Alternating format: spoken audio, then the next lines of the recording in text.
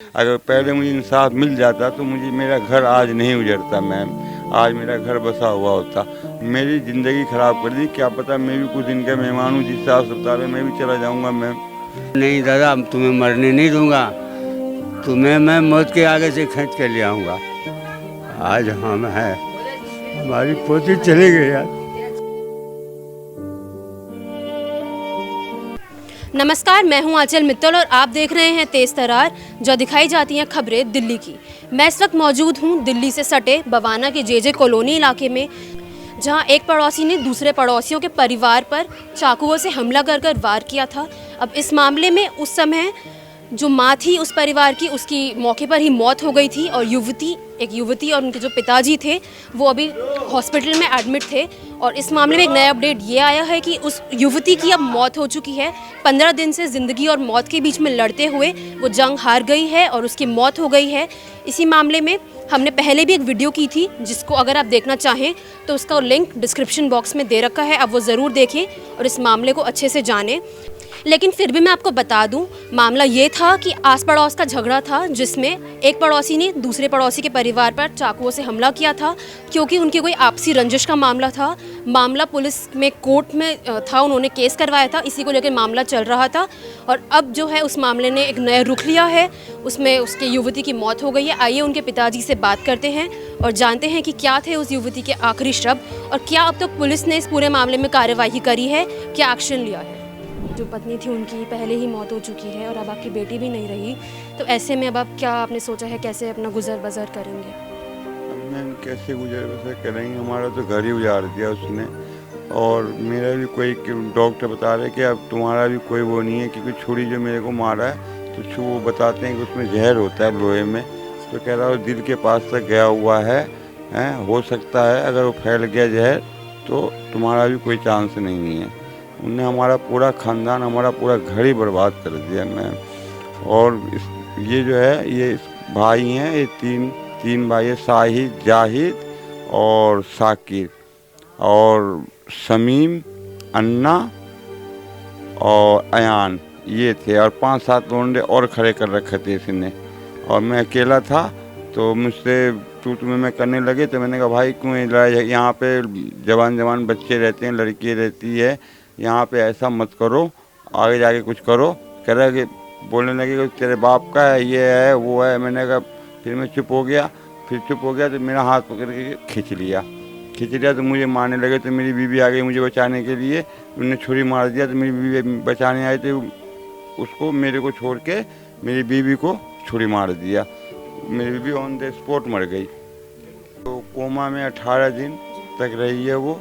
18 दिन के बाद वो परसों डेथ कर गई मैम। तो सर उनके आखिरी शब्द, आपकी उनसे बात हुई होगी, तो उनके आखिरी शब्द क्या थे?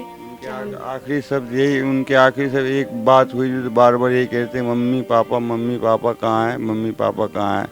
तो मैं डॉक्टर से आईसीयू में जाने देते नहीं, मैं हाथ पैर जोड़ के गया, देखा तो यही बोल रहे थे, देखो मम्मी कहाँ। मैंने मम्मी है बेटा घर पे है। फिर झूठ बोला मैंने उससे कि मम्मी घर पे, ताकि कुछ हो ना जाए इसको। तो बोला नहीं, कोई मम्मी नहीं है, मम्मी तो मेरे पास बैठी है। हाँ, इतनी होपलेस थी वो। और इनके ऊपर इन्होंने पहले मेरे को हमला किया था, आज से 6 साल हो गए। तो मैं, मेरा ये देखिए कान ये कटा हुआ है, ये देखिए ये कटा हुआ है, और मेरी बेटी आ रही है उसका ये कटा हुआ है। तो पहले ही 308 का मुकदमा चल रहा था। तो इन्होंने बोला भाई अपना ये मुकदमा पूरा बताया था आपने पिछली बार, ले लो, वरना तुम्हारा हम पूरा ख़ानदान ख़त्म कर देंगे। तो साकिर कह रहा था सबको, पूरे जितने भी है घर में बच्चे परिवार जितने भी है सबको ख़त्म कर दो। इसीलिए इन्होंने अपना 4 भाई जो हैं, ये शमीम और ये जाहिद, साहिद, साकिर, ये और बंदों को लाके, अन्ना को सबको लाके इकट्ठा करके ये पूरा परिवार ख़त्म करने के लिए। तो अभी तक पुलिस ने आपको क्या एक्शन लिया? कितने लोग पकड़े गए हैं? पुलिस ने अभी तक कोई एक्शन नहीं लिया ना। पुलिस ने इतनी ढिलाई बकस रखी है, इतनी ढिलाई कर रखी है कि पुलिस बिल्कुल जाते हैं, हाँ हो जाएगा, आप भी जाके मर्डर कर दो, हम आपको भी बंद कर देंगे। ये बोलते हैं पुलिस आपको? पुलिस कहते हैं आप भी जाओ, अगर ऐसी बात है कानून पे भरोसा नहीं है तो आप भी पुलिस को ये करो। और वो फरार चल रहे हैं, ना उनको ढूंढ रहे हैं ना पकड़ रहे हैं। उसमें से एक लड़की, उस एक के परिवार को बंद किया है और एक अभी रूबी नाम की वो फरार चल रही है। एक ये साकिर और परवीन फरार चल रही है और एक रेशमा नाम की ये लड़की वो फरार चल रही है। हैं ये बाकी लोगों को पुलिस ने पकड़ लिया? बाकी को पकड़ लिया है। अब बाकी ये फरार चल रहे हैं और ये लोग यहाँ घूम रहे हैं, ये कर रहे हैं, मगर पुलिस उस पर कोई गौर नहीं कर रही है, कोई एक्शन नहीं ले रही है। मुझे इंसाफ चाहिए मैडम, बस और कुछ नहीं चाहिए, मुझे इंसाफ दिलवाओ मैडम। 23 साल उम्र है, पैदा 23 साल उम्र है 23 उनकी। साल की उम्र है मैम उसकी। तो उसके जेब और रोड़े बनाया था और उसके लिए मैंने शादी, जवान बेटी है उसका शादी उदी करने के वो लगे हुए थे। तो बोली पहले इधर देख, कैरियर बना रही थी अपना, तो हम उनके जोड़ने में लगे हुए थे। हमारा सब कुछ घर से लूट के ले गया, कुछ भी नहीं छोड़ा। आपका कहना है कि पहले उन्होंने आप पे हमला करा और फिर जब आप हॉस्पिटल गए तो पीछे से आपका घर भी लूटा? मेरा घर भी लूट लिया मैम, पूरा घर का एक एक सामान लूट के ले गया, जो जो चीज़ हाथ लगा सब लूट गया। अलमारी सारे तोड़ दिया, अलमारी तोड़ तोड़ के, गोदरेज की अलमारी सारी तोड़ तोड़ के सब कुछ निकाल के ले गए ये लोग।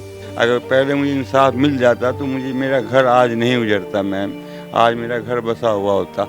मगर वो भी ये मैं सिर्फ कानून के ही ये कहूँगा, जो मेरे को कानून से इंसाफ नहीं मिला, मगर अब मुझे इंसाफ मिलना चाहिए। जितने भी इन्होंने मेरा घर बर्बाद किया इनको फांसी होना चाहिए, कम से कम फांसी होना चाहिए मैम। मेरी ज़िंदगी ख़राब कर दी, क्या पता मैं भी कुछ दिन का मेहमान हूँ, जिस हिसाब से बता रहे मैं भी चला जाऊँगा मैम। आप उनके दादा हैं आपने बताया, तो आपकी जो पोतियाँ नहीं रही तो उस पर आपका क्या कहना है कि क्या मांग है आपकी पुलिस से? और मांग कर रहा हूँ इनको बिल्कुल फांसी होनी चाहिए। जब तक इनका फांसी नहीं होगा हम इनका पीछा नहीं छोड़ेंगे, चाहे मैं मर जाऊँ या मिट जाऊँ। मेरी बहू चली गई, मैं बहू खो दिया, बेटा को खो रहा हूँ, पोती को खो दिया। हमने हॉस्पिटल में देखा कि हॉस्पिटल में 3 रोज़ रहा, 1 रोज़ भी मेरे सामने कोई पुलिस वाले नहीं है वहाँ पहुँचे कि हाँ क्या खबर है या नहीं है।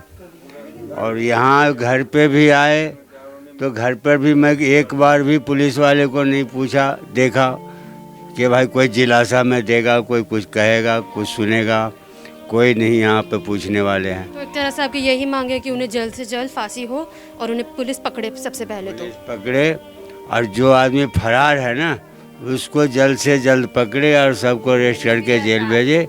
और इनको फांसी होनी चाहिए हर हाल में जी। सवाल इस बात का है कि हमारा दिल में आग जल रहा है, आग, जैसे कि आप कह रहे हो ना, आग का शोला जल रहा है। हमारा संसार, हमारा घर, हमारा बच्चा लूट गया, हमारी जवान लड़की पोती हमारी खो गई। अभी जाने वाली थी, वो गायकार थी, वो जाने वाली थी, इंटरव्यू में जाने वाली थी। इसने साले ने हमारी ज़िंदगी को खाक में मिटा दिया, समझे। अच्छा, वो आप बोल रहे हैं वो गायकार थी? जी, गायकार थी हमारी लड़की। अपने वो एक तरह से अपने सपने पूरे करने की बिल्कुल कागार पे थी और ये हादसा हो गया। जी जी, मैं उनसे कहता था कि मेरी पोती तुम शादी कर लो, मैं मर जाऊंगा तब करेगी। बोला नहीं दादा, तुम्हें मरने नहीं दूंगा, तुम्हें मैं मौत के आगे से खींच के ले आऊँगा। आज हम हैं, हमारी पोती चली गई यार। जी, ये जो घटना है आपके इलाके की है, तो इस पर आपका क्या कहना है कि क्या सुरक्षा व्यवस्था है इस इलाके में? क्या है, आप तो खुद ही देख रहे हैं कि क्या सुरक्षा व्यवस्था। अभी भी फरार हैं 3 जन, 3 अब भी फरार हैं। अगर कॉलोनी में यही हादसे होते रहेंगे तो सबको दिल से खौफ निकल जाएगा।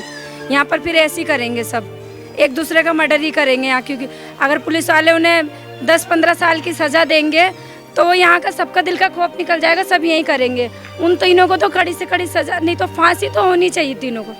सजा तो नहीं, लेकिन फांसी तीनों को ज़रूर होनी चाहिए, ताकि किसी का कोई जान लेने से पहले ये सोचे अगर मैं जान लूँगा तो मेरी भी जान जाएगी। ये डर दिल से ना रहे कि छूट के आ जाऊँगा, ताकि दूसरे के भी दिल में ये खौफ रहेगा फिर कि वो तो छूट करके आ गया, मैं भी मार दूँ, मैं भी छूट करके आ जाऊँगा। ऐसा नहीं होना चाहिए। किसी को मार कर चले जाए तो हर इंसान वही करते रहेंगे। तो आप इस घटना के बाद से इस इलाके में भी सुरक्षित महसूस नहीं कर रही हैं? नहीं, हम लोग तो सोच रहे हैं कि कब के कब यहाँ से चले जाए, क्योंकि कल मेरे साथ भी ऐसा हो सकता है। सब जितने भी कॉलोनी वाले हैं सब खड़े हुए। अगर उनको तीनों को फांसी नहीं हुई तो कॉलोनी से कोई वोट नहीं देगा। बाजी देगा कोई कॉलोनी से? कोई वोट नहीं देगा, देना चाहिए उसको फांसी। इसका तो पूरा घर बर्बाद हो गया बेचारी का। अभी कोई रहता, विधायक यदि ऐसा करता तो ऐसा काम होता क्या? इतनी सख्ती आई जाती पुलिस वाला करता। यहाँ पुलिस वाले से तो घूसखोर है क्या, सुनते किसी का थोड़ी ना यहाँ पर। हाँ, कोई भी नेता है तो कोई भी नहीं आया इस घर को पूछने के लिए, कोई नहीं आया। हम औरतें सब मिल करके गुलशन के लिए और रेशमा के लिए मोर्चा निकाल रहे हैं कि उन दोनों माँ बेटी को इंसाफ मिलना चाहिए। दोनों माँ बेटी के कातिलों को तीनों को फांसी मिलनी चाहिए। सब घूम रहे हैं, उसकी जो घर की 2 औरतें वो भी घूम रही है, अभी भी यहाँ पर घूम रही है। झोटा मेरी बहन के बाल नोच करके पत्थर मारी थी, वो सब ऐसी घूम रही है। पुलिस वाले उनके रिश्तेदार भी ऐसी घूम रहे हैं। हम यहाँ बवाना की जेजे कॉलोनी में आए। हमने जो ये हादसा हुआ था उसके परिवार वालों से बात करी, लड़की के, और उनके पड़ोसियों से भी बात करी। सबका यही कहना है कि पुलिस जो है इस मामले में बिल्कुल बहुत ढीली है और अब तक कोई कदम नहीं उठा रही है। जो आरोपी हैं इस मामले के वो सब फरार हैं और पुलिस ने उनमें से 1-2 को छोड़कर अब तक किसी को भी नहीं पकड़ा है। इन लोगों की भी यही मांग है कि पुलिस को जल्द से जल्द उन्हें पकड़ना चाहिए ताकि उनकी माँ और जो बेटी है उन्हें इंसाफ मिले और सबको यहाँ पे जो कॉलोनी में जो लोग हैं उन्हें भी सेफ़ और सिक्योर फील हो, ताकि ऐसी जो घटना है वो फिर इस इलाके में ना घटे। में ऐसे हादसे होते रहेंगे और ये जो है हादसों का सिलसिला शुरू हो जाएगा। तो इन लोगों की यही मांग है कि उनको जल्दी से जल्दी इंसाफ हो और पुलिस उन आरोपियों को पकड़े। कैमरा पर्सन आकाश के साथ मैं आंचल मित्तल, तेज तर्रार न्यूज़, दिल्ली। अगर आपको हमारी ये वीडियो पसंद आई हो तो इसे लाइक एंड शेयर करना ना भूलें। साथ ही हमारे चैनल को जरूर सब्सक्राइब करें। इसके साथ ही बेल आइकन भी जरूर दबाएं जिससे दिल्ली से जुड़ी तमाम खबरों की नोटिफिकेशन सबसे पहले आप तक पहुंचे।